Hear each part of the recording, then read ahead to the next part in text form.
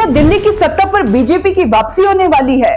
क्या दिल्ली की सत्ता से आम आदमी पार्टी बेदखल हो जाएगी? क्या अब की मुसलमानों ने भी बीजेपी को वोट किया? ये सवाल इसलिए उठ रहे हैं क्योंकि अब तक के सामने आए तमाम एग्जिट पोल ने बीजेपी की सत्ता में वापसी का अनुमान जताया है, और ये अनुमान तब है और भी ज्यादा पुख्ता दिखाई देता है जब मुसलमान नेता इस बात की खुल्लम खुल्ला ऐलान कर दे कि इस बार उसने बीजेपी को वोट दिया।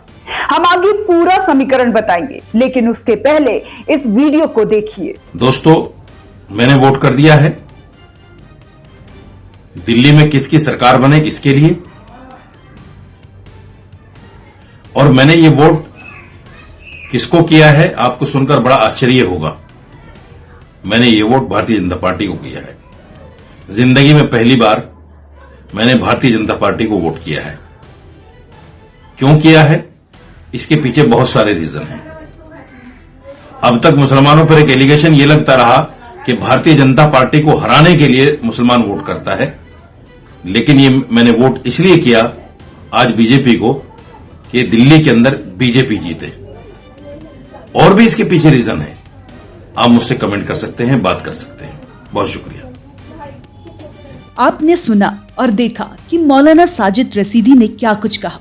मौलाना साजिद रसीदी किसी पहचान के मोहताज नहीं है। ये ऑल इंडिया इमाम एसोसिएशन के अध्यक्ष हैं, लेकिन इस बार वो आम आदमी पार्टी से इतने नाराज दिखे कि दुखी मन से ही सही इन्होंने बीजेपी को वोट दे दिया, और न केवल वोट दिया बल्कि वोट डालने के बाद सोशल मीडिया पर इसका ऐलान भी कर दिया। दोस्तों, मैंने वोट कर दिया है।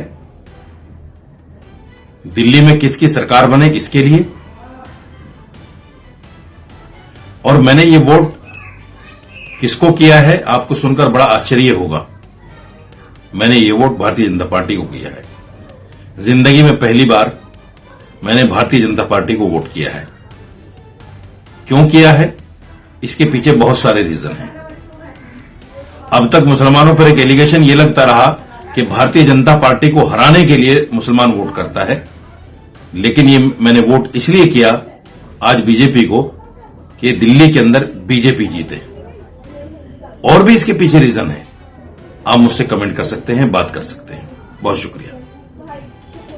साजिद रसीदी ने बीजेपी को वोट करने की वजह तो नहीं बताई, लेकिन ये कहा कि मेरे बीजेपी को वोट करने के पीछे बहुत सारी वजह है। अभी तक मुसलमानों पर आरोप लगता था कि वह बीजेपी को वोट नहीं देते हैं, लेकिन आज मैंने बीजेपी को जिताने के लिए उसे वोट किया, लिहाजा कारण जानने के लिए ये पूरा वीडियो जरूर देखें। मौलाना साजिद कहते हैं कि एक धारणा बन गई है कि मुसलमान केवल बीजेपी को हराने के लिए वोट करते हैं। उन्होंने स्वीकार किया यह पहली बार है जब उन्होंने बीजेपी को वोट दिया है। साल 2014 में उन्होंने प्रधानमंत्री नरेंद्र मोदी से मुलाकात के दौरान कहा था कि मुसलमान बीजेपी को वोट नहीं देंगे। हालांकि मौजूदा समय में उन्होंने महसूस किया कि मुसलमानों को इतना डरा दिया गया है कि वे डर और सहम कर जीवन जी रहे हैं। उनका मानना है कि बीजेपी को वोट देने से इस डर का सामना किया जा सकता है। मौलाना का यह भी कहना है कि जब हम किसी नेता को वोट देते हैं तो हम उनसे सवाल पूछने का अधिकार भी रखते हैं।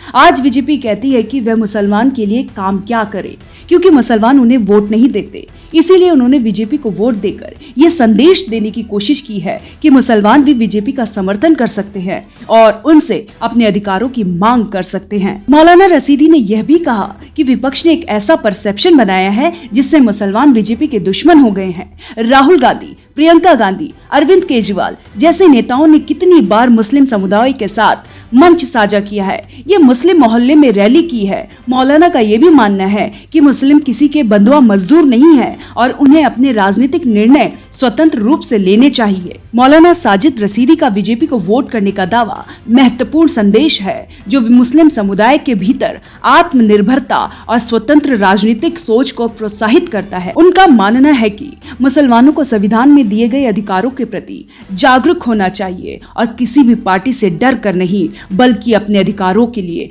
खड़े होकर जीवन जीना चाहिए। मौलाना साजिद रसीदी का बीजेपी को वोट देने का निर्णय मुस्लिम समुदाय के राजनीतिक की दृष्टिकोण में एक नई दिशा की ओर संकेत करता है, जहां वे अपने अधिकारों के लिए सक्रिय रूप से भाग ले सकते हैं और किसी भी राजनीतिक दल के साथ संवाद स्थापित कर सकते हैं। हर खबर का 360 व्यू जानने के लिए आप देखते रहें one nation one group news.